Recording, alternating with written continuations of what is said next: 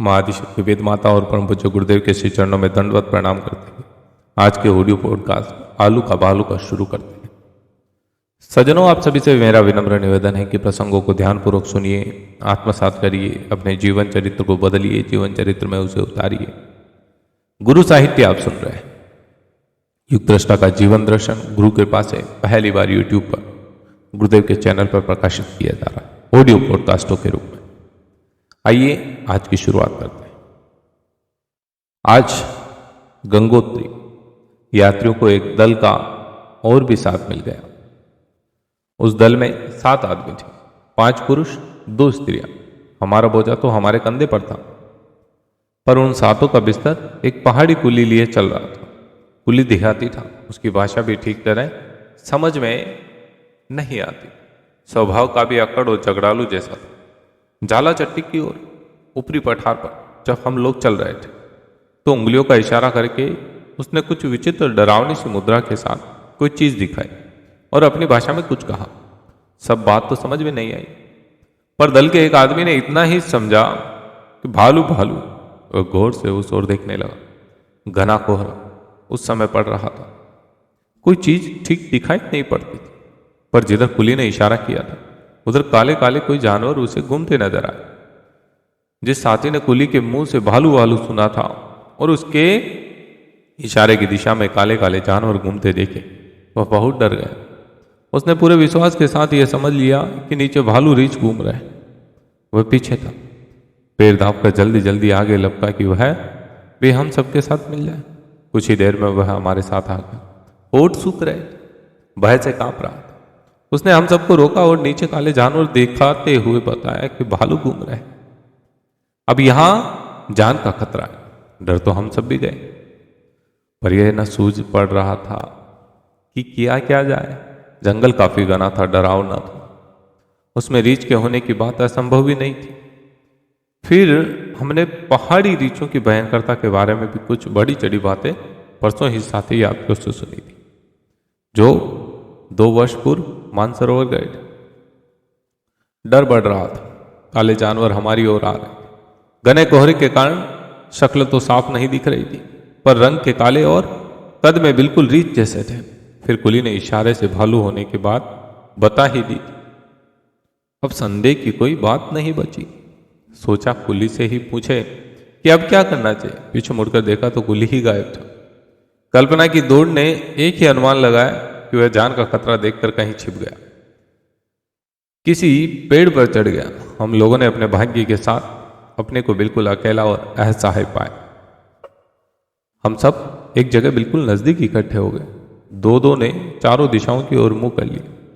लोहे की कील गड़ी हुई लाठियां जिन्हें लेकर चल रहे थे, बंदूकों की बातें सामने तान ली और तय कर लिया कि जिस पर रीछ हमला करे वह उसे उसके मुंह में कील गड़ी लाठी ठूस दे और साथ ही सब लोग उस पर हमला कर दें। कोई भागे नहीं। अंत तक सब साथ रहे, चाहे जिए चाहे मरे। योजना के साथ सब लोग धीरे धीरे आगे बढ़ने लगे। रीछ जो पहले हमारी ओर आते दिखाई दे रहे थे, नीचे की ओर उतरने लगे। हम लोगों ने चलने की रफ्तार काफी तेज कर दी, दूनी से भी अधिक। जितनी जल्दी हो सके खतरे को पार कर लेने की सबकी इच्छा थी। ईश्वर का नाम सबकी जीभ पर था। मन में भय बुरी तरह समा रहा था। इस प्रकार एक डेढ़ मील का रास्ता पार किया। कोहरा कुछ कम हुआ। 8 बज रहे थे। सूर्य का प्रकाश भी दिखने लगा। घनी वृक्षावली भी पीछे रह गई। भेड़ बकरी चराने वाले भी सामने दिखाई दे। हम लोगों ने संतोष की सांस ली, अपने को खतरे से बाहर अनुभव किया और सुस्ताने के लिए बैठ गए। इतने में कुली भी पीछे से आ पहुंचा। हम लोगों को वह घबराया हुआ देखकर कारण पूछने लगा। साथियों ने कहा, तुम्हारे बताए हुए भालू से भगवान ने जान बचा दी, पर तुमने अच्छा धोखा दिया। बचाए उपाय बताने के तुम खुद छिप गए। कुली सक पकाया। उसने समझा उन्हें कुछ भ्रम हो गया। हम लोगों ने उसके इशारे से भालू बताने की बात दोहराई तो वह सब बात समझ गया कि हम लोगों को क्या गलतफहमी हुई। उसने कहा, जाला गांव का आलू मशहूर है, बहुत बड़ा बड़ा पैदा होता है। ऐसी फसल इधर किसी गांव में नहीं होती। वही बात मैंने उंगली के इशारे से बताई। जाला का आलू कहाँ था? आपने उसे भालू समझा। वह काले जानवर तो यहाँ की काली गायें हैं जो दिन भर इसी तरह चलती फिरती है। कोहरे के कारण ही वह रीछ जैसी आपको दिखती है। यहाँ भालू कहाँ होते? वे तो और ऊपर पाए जाते हैं। आप व्यर्थ ही डरे। मैं तो टट्टी करने के लिए छोटे झरने के पास बैठ गया था। साथ होता तो आपका भ्रम उसी समय दूर कर देते। हम लोग अपनी मूर्खता पर हंसे और शर्मिंदा भी हुए। उस साथी को जिसने कुली की बात को गलत तरह समझा खूब लताड़ा गया, वह मजाक में बदल गया। दिन भर उस बात की चर्चा रही। उस डर के समय में जिसने जो कहा और किया था उसे चर्चा का विषय बनाकर सारे दिन आपस की छिटाकशी चूहलबाजी होती रही। सब एक दूसरे को अधिक डरा हुआ परेशान सिद्ध करने में रस लेते रहे। मंजिल आसानी से कट गई। मनोरंजन का अच्छा विषय रहा। भालू की बात जो घंटे भर बिल्कुल सत्य और जीवन मरण की समस्या मालूम पड़ती रही, अंत में एक भ्रांति मात्र सिद्ध हुई। सोचता हूं कि हमारे जीवन में ऐसी अनेकों भ्रांतियां घर किए हुए हैं, उनके कारण हम निरंतर डरते रहते हैं। अंततः वह मानसिक दुर्बलता मात्र साबित होती है। हमारी ठाट बाट और फैशन में कमी आ गई तो लोग हमें गरीब और मामूली समझेंगे। इस डर से अनेकों लोग अपने इतने खर्चे बढ़ाए रहते हैं जिनको पूरा करने के लिए कठिन पड़ता है। लोग क्या कहेंगे, ये बात तो चरित्र पतन के समय याद आए तो ठीक भी है, पर यदि वह दिखावे में कमी के समय मन में आए तो यही मानना पड़ेगा कि वह अपडर मात्र है।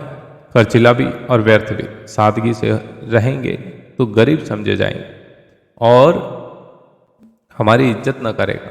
ये भ्रम दुर्बल मस्तिष्कों में ही उत्पन्न होता है। जैसा कि हम लोगों को एक छोटी सी नासमझी के कारण भालू का हुआ था। अनेक चिंताएं, परेशानी, दुविधाएं, उत्तेजनाएं, दुर्भावनाएं आए दिन सामने खड़ी रहती। लगता है यह संसार बड़ा दुष्ट और डरावना है। यहाँ की हर वस्तु भालू की तरह डरावनी है। पर जब आत्मज्ञान का प्रकाश होता है, अज्ञान का कुहरा फूटता है, मानसिक दुर्बलता जो है वो घटती है, तो प्रतीत होता है कि जिसे हम भालू समझते थे वह तो पहाड़ी गाय थी। जिन्हें हम शत्रु मानते थे वे तो हमारे ही स्वरूप है, ईश्वर के अंश मात्र है। ईश्वर हमारा प्रिय पात्र है तो उसकी रचना भी मंगल में ही होनी चाहिए। उसे जितने विकृत रूप में हम चित्रित करते उतना ही उससे डर लगता है। यह अशुद्ध चित्रण हमारी मानसिक भ्रांति है। वैसी ही जैसे कि कुल्ली के शब्द आलू को भालू समझकर उत्पन्न कर ली गई थी। सज्जनों, उम्मीद करूंगा कि आप सभी को मेरा प्रयास अच्छा लग रहा होगा। ये ऑडियो पॉडकास्ट सीरीज बहुत पसंद आ रही होगी। आप सभी का प्यार और स्नेह ऐसा ही बना रहे। अगले ऑडियो पॉडकास्ट में आप सुनेंगे रोते हुए पहाड़। जय श्री।